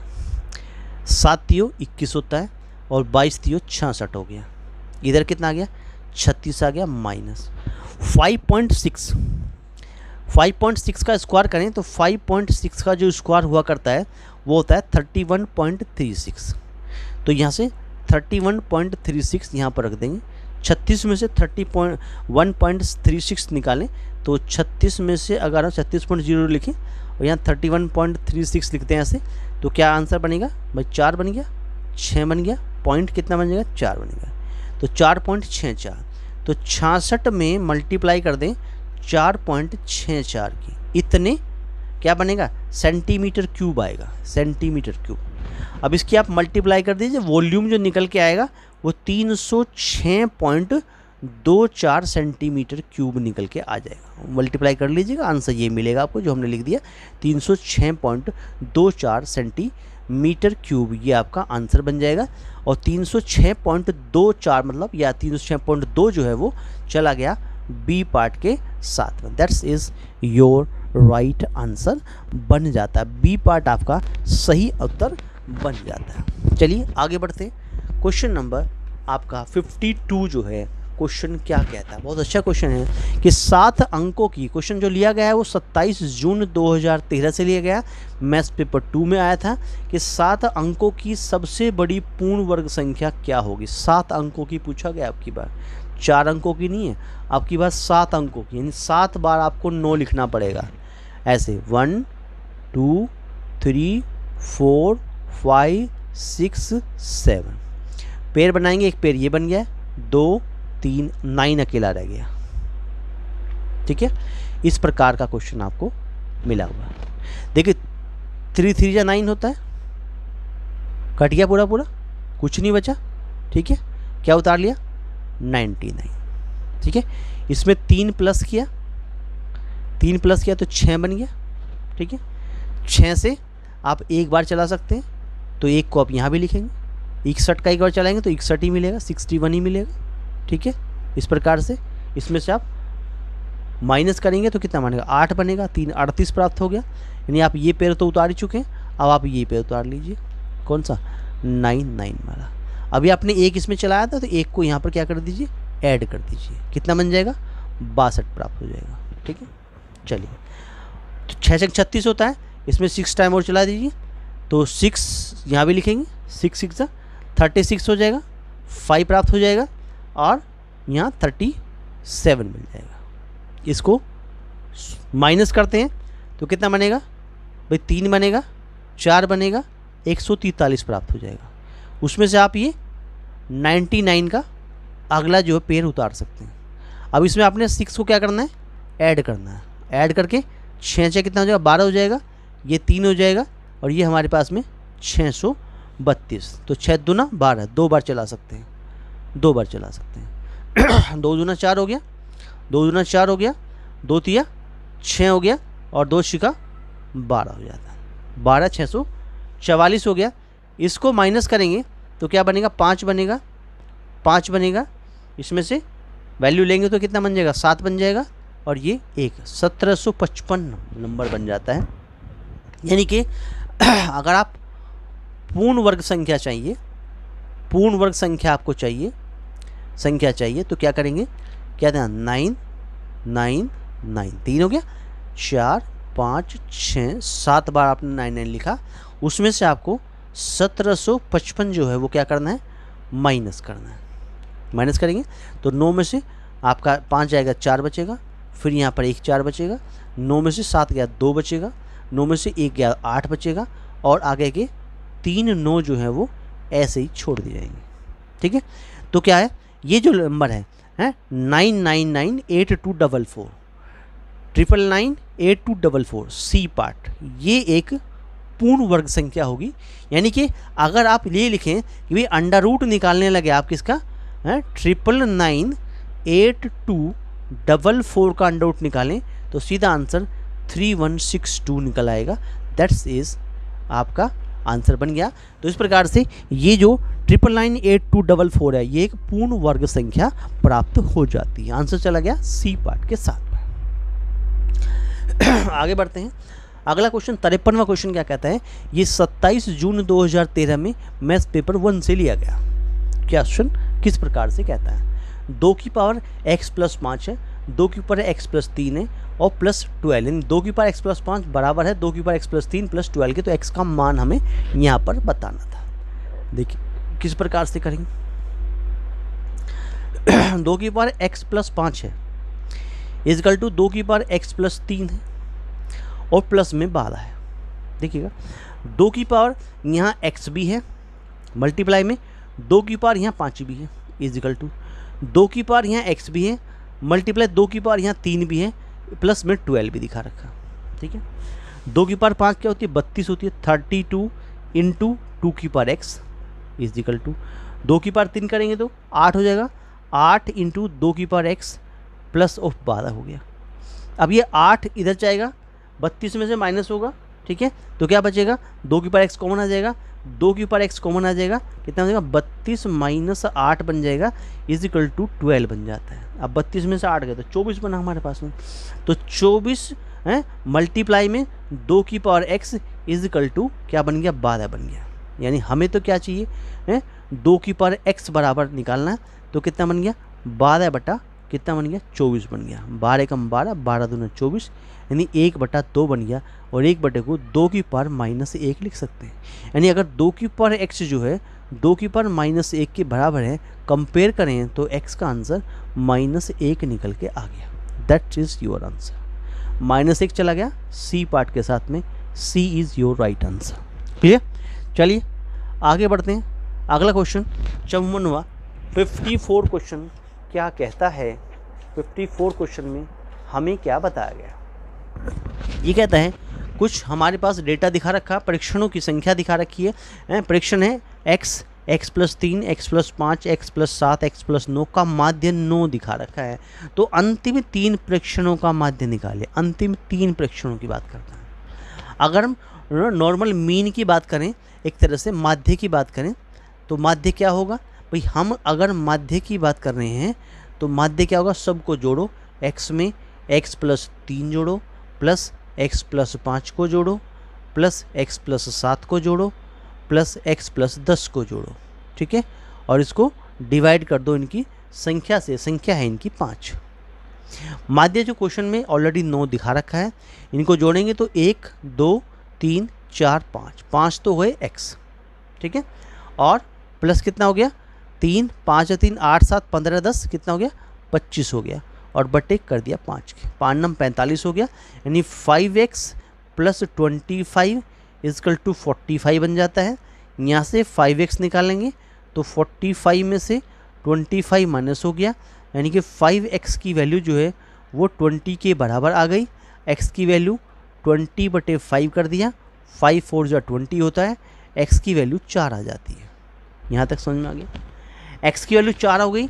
तो अंतिम 3 प्रेक्षण क्या होंगे, अगर यहाँ से हम अंतिम 3 प्रेक्षण निकालें तो वो क्या होंगे। देखिए अंतिम 3 से मतलब कौन कौन से हमारे पास में, अंतिम 3 हमारे ये वाले तीनों, x + 5 होगा, ठीक है, जो कि 4 + 5 यानी कि 9 निकल आएगा। एक हमारा x + 7 होगा, यानी 4 + 7 करेंगे तो 7 × 4 = 11 हो जाएगा, ठीक है। एक हमारा x + 10 होगा, यानी 4 में अगर आप 10 जोड़ेंगे तो 4 × 10 कितना होता है, 14 होता है। अब हम इनका माध्य निकालें तो क्या होगा, 9 में 11 जोड़ दिया और उसमें 14 जोड़ दिया और डिवाइड बाई 3 कर दिया, तो 11 दूनी 20 और ये 14, 34/3 हो गया। 34/3 यानी कि एक तरह से 11 सही 1/3 आपका आंसर बन जाता है। 11 × 33 और 1 34/3 है ना, तो 11 सही 1/3 आपका आंसर बन जाता है। और ये आंसर हमारा 11 से 1/3 सी पार्ट के साथ चला जाता है। That is your right answer. चलिए 55वां क्वेश्चन, ये भी 27 जून 2013 से क्वेश्चन लिया गया है और ये मैथ्स पेपर 1 से क्वेश्चन लिया गया है। इसमें छोटी सी बात पूछी गई थी कि कार्तिक तल में बिंदु -2 और -3 किस पाद में स्थित होते हैं, कौन से चतुर्थांश में स्थित होते हैं, कौन से क्वाड्रेंट में स्थित होते हैं। देखिए हमारे पास में ये क्वाड्रेंट का फॉर्मेशन होता है कि भाई प्रथम चतुर्थांश जो होता है, फर्स्ट क्वाड्रेंट में दोनों वैल्यू x की और y की भी दोनों ++ होती हैं। यहाँ पर x माइनस में होता है, सेकंड में y प्लस का होता है। यहाँ दोनों x और y दोनों माइनस के होते हैं, यहाँ पर x प्लस का होता है, y माइनस का होता है। अब क्योंकि -2 और -3 जो है वो किसको वैरी कर रहे हैं, दैट इज़ तृतीय चतुर्थांश को वैरी करते हैं, यानी तृतीय पाद को वैरी करते हैं, दैट इज़ तीसरे क्वाड्रेंट में ये वैल्यू आपकी आएगी। ये क्वेश्चन छोटा सा क्वेश्चन था, इट मीन्स तीसरे क्वाड्रेंट में, तीसरे जो हमारे पास में क्वाड्रेंट होगा उसमें ये वैल्यू फुलफिल करेगी। माइनस दोनों माइनस के होंगे, तो थर्ड क्वाड्रेंट में ये दोनों माइनस के होते हैं। चलिएगा 56वां क्वेश्चन क्या कहता है, देखिए x + 1/x जो है वो 5 है, तो x² + 1/x² का मान पूछा गया था। 27 जून 2013 में क्वेश्चन पूछा गया मैथ्स पेपर 1 से। जो हमें दिखा हुआ है वो x + 1/x = 5 दिखा रखा है, ठीक है। दोनों का क्या कर दीजिए, स्क्वायर कर दीजिए। क्या बन गया, ये x² + 1/x² प्लस दुगना ऑफ x × 1/x = 5 × 5 = 25। x से x कट गया, x² + 1/x² = 25 - 2 जो कि 23 के बराबर आ गया, 23। दैट इज़ x² + 1/x² का जो आंसर है वो कितना हो गया, 23 हो जाता है। ये क्वेश्चन में पूछा गया था और ये पार्ट नंबर सी को फुलफिल कर देता आंसर। क्लियर हो, चलिए आगे बढ़ते हैं। 57वां क्वेश्चन, इट मीन्स ये नवंबर 2011 से क्वेश्चन लिया गया, मैथ्स पेपर 2 के यूपी टेट नवंबर 2011 से क्वेश्चन लिया गया है। इट मीन्स मैथ्स पेपर 2 में 57वां क्वेश्चन, किसी ऋजु रेखीय कोण का 0.2 गुना कोण कितने अंश का होता है। अब ऋजु रेखीय कोण जो स्ट्रेट लाइन का एंगल होता है वो कितना होता है, वो हमारे पास में 180 डिग्री का होता है। अगर हम इसी की बात करें कि भाई हमारे पास में जो ऋजु रेखीय कोण होता है, रेखीय जो कोण हमारे पास में होता है वो 180 डिग्री का होता है, 180 डिग्री का होता है, ठीक है। स्ट्रेट लाइन एंगल 180, इसका कितना होगा, 0.2 गुना, 0.2 गुना, ठीक है। इसको इतने गुना, ठीक है। तो 0.2 गुना करें तो हम इसमें क्या करते हैं, इसमें मल्टीप्लाई कर देते हैं। भैया 0.2 गुना हमें लिखना है, 0.2 गुना लिखना है, तो क्या कर दें भाई 180 जो लिखा हुआ है इसमें आप 0.2 की मल्टीप्लाई कर दीजिए, तो 18 2 36 होता है, 36.0 पॉइंट से कट गया, आंसर सीधा 36 आ गया। 36 डिग्री आपका आंसर बन जाता है। 36 डिग्री चला गया सी पार्ट के साथ में, सी बन गया आपका राइट आंसर। क्लियर हो? चलिए आगे बढ़ते हैं। 58वां क्वेश्चन क्या कहता है?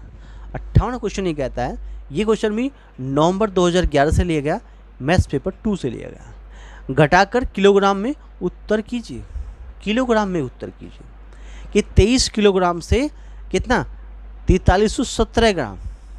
अब 23 किलोग्राम का मतलब हुआ भाई हम जानते हैं कि भाई 1 किलोग्राम में 1000 ग्राम होते हैं। ऐसे ही अगर 23 किलोग्राम की बात करेगा तो ये 23,000 ग्राम बन जाएंगे। अब 23,000 ग्राम में से 23,000 इतने ग्राम हैं, इसमें से आपको कितना है 4317 ग्राम जो है वो क्या करने हैं, माइनस करने हैं। माइनस करेंगे तो कितना 3 बन जाएगा, 8 बन जाएगा, ठीक है, फिर यहाँ 6 बन जाएगा, फिर यहाँ कितना बन जाएगा 8 4 12 हो गया, 1 बन गया। इतने ग्राम निकल के आ गया। अब क्वेश्चन तो केजी में दिए हुए हैं, तो इसको क्या करते हैं, एट में केजी में कन्वर्ट करना है तो 18683 डिवाइड बाई 1000 कर दीजिए। 1000 कर, इतने किलोग्राम में आंसर आ जाएगा आपकी बात। अब किलोग्राम में आंसर निकालना है तो कितना है 1234 मतलब चौथे स्थान पे पीछे से पॉइंट लगा दीजिए। 18 पॉइंट कितना 683 इतने किलोग्राम, आपका इतने किलोग्राम, केजी जो है वो आपका आंसर बन जाएगा। क्लियर? अब ये कहाँ चला गया, 18.683 कहाँ है, 18.683 डी पार्ट को फुल करता है, डी पार्ट को इंगित करता है, तो डी पार्ट आपका राइट आंसर बन जाता है। आई होप दैट यहाँ तक के सभी प्रश्न आपको समझ में आ गए होंगे। कोई ऐसा प्रश्न नहीं रहा होगा जो आपको अच्छी प्रकार से समझ में ना आया हो। चलिए आगे बढ़ते हैं क्वेश्चन नंबर 59 में। देखिएगा दोस्तों, हमें कमेंट करके ज़रूर बताइएगा कि आपको हमने जो पढ़ाई क्वेश्चन आपको कैसे लगे, ठीक है, और हमें अपने सुझाव भी आप कमेंट के माध्यम से दे सकते हैं, ठीक है। चलिएगा, एट मीन्स 59 क्वेश्चन नवंबर 2011 से लिया गया मैथ्स पेपर 1 से। ये कहते हैं एक टीन के बर्तन में 20 लीटर पेट्रोल है, रिसाव के कारण 3 लीटर पेट्रोल की हानि हुई। टीन के बर्तन में कितने प्रतिशत पेट्रोल रह गया, प्रतिशत की बात कर रहा है, ठीक है। 3 लीटर रिसाव के कारण बचा पेट्रोल या बचा शेष पेट्रोल कितना हुआ। इट मीन्स अब हमें सबसे पहले शेष पेट्रोल निकालना है। जो शेष पेट्रोल बचा, जो शेष पेट्रोल बचा हमारे पास में वो कितना बचा भाई, ये हमारे पास कितना था, पहले हमारे पास 20 लीटर था, कितना था हमारे पास में, इट मीन्स जो हमारे पास पेट्रोल था वो हमारे पास कितना था 20 लीटर पेट्रोल था, उसमें से 3 लीटर रिसाव हो गया, तो कितना रह गया 20 में से 3 गया तो 17 लीटर पेट्रोल हमारे पास है।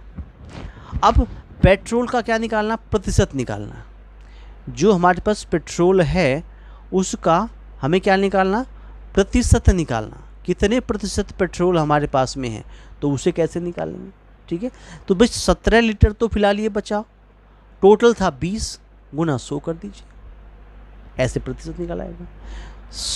20 पंजा 100 होता है, 17 को 5 से कर दिया मल्टीप्लाई, 17 पंजे कितना होता है 85 होता है, 85 होता है ना।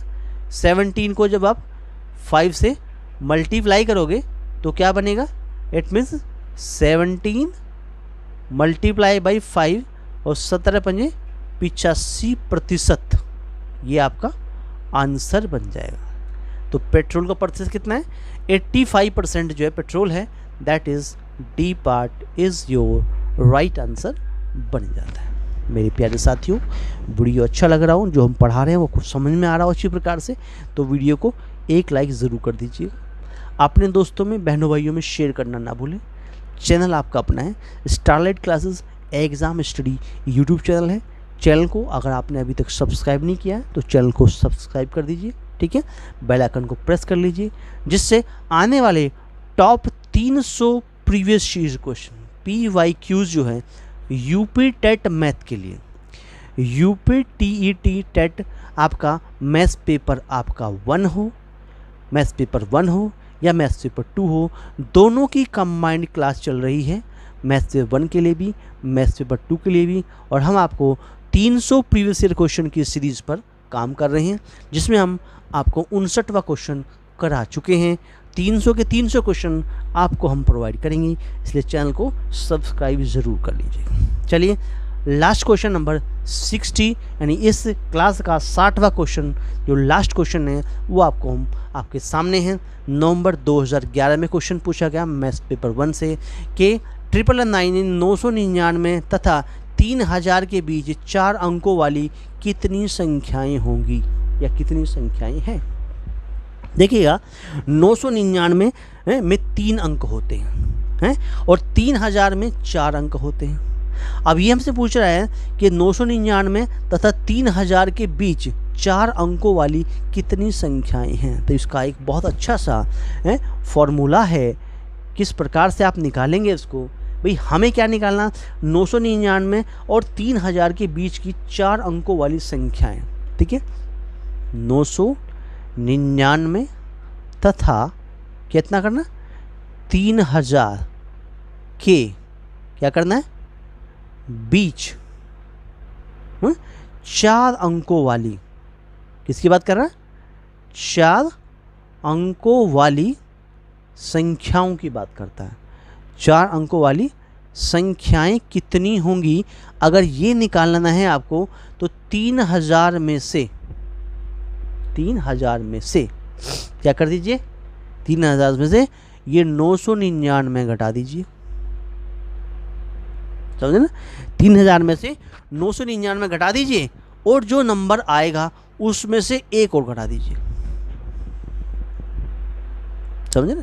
जो नंबर आएगा, भाई ये 3000 है, इसमें से आपने 999 माइनस किया। चलिए देखिएगा 10 में से 9 गया, ठीक है, ये 9 का 9, ये 9 का 9, ये 2 का 2, यानी आपको मिला 2001। उसमें से एक और माइनस कर दीजिए, that is your answer. 2000 is your answer बन जाता है। कहाँ चला गया, बी पार्ट के साथ में B is your right answer बन जाता है। तो प्यारे साथियों, इस प्रकार से ये 60 क्वेश्चन थे, यानी जो हमने प्रैक्टिस सेट सेकंड में आपको कराए, 31 से लेके 60 तक के क्वेश्चन कंप्लीट हो गए, ठीक है। आई होप दैट कि जो क्वेश्चन आपको कराए हैं ये आपको अच्छी प्रकार से समझ में आए होंगे। अगर समझ में आए हैं तो वीडियो को लाइक करना ना भूलें, अपने दोस्तों में, बहनों भाइयों में वीडियो को शेयर करना ना भूलें। चैनल आपका अपना है, starlet classes exam study YouTube channel है, चैनल को सब्सक्राइब जरूर कर लें, बेल आइकन को प्रेस कर लें, जिससे आने वाली वीडियो का नोटिफिकेशन सबसे पहले आपको प्राप्त हो। चलिएगा, वीडियो अच्छा लगा हो तो वीडियो को लाइक कर दीजिएगा, अपने दोस्तों में, बहनों भाइयों में शेयर करना ना भूलें। चैनल आपका अपना है, starlet classes exam study YouTube channel है, चैनल को सब्सक्राइब कर लीजिए, बेल आइकन को प्रेस कर लीजिए, जिससे आने वाली वीडियो का नोटिफिकेशन सबसे पहले आपको प्राप्त हो जाए। दोस्तों मिलते हैं नेक्स्ट वीडियो में और 61 से लेके 90 तक के अच्छे प्रश्नों के साथ में प्रैक्टिस सेट नंबर 3 के लिए। तब तक के लिए आपका बहुत बहुत धन्यवाद। वीडियो से जुड़ने के लिए आपका बहुत बहुत धन्यवाद दोस्तों। थैंक यू दोस्तों, थैंक यू।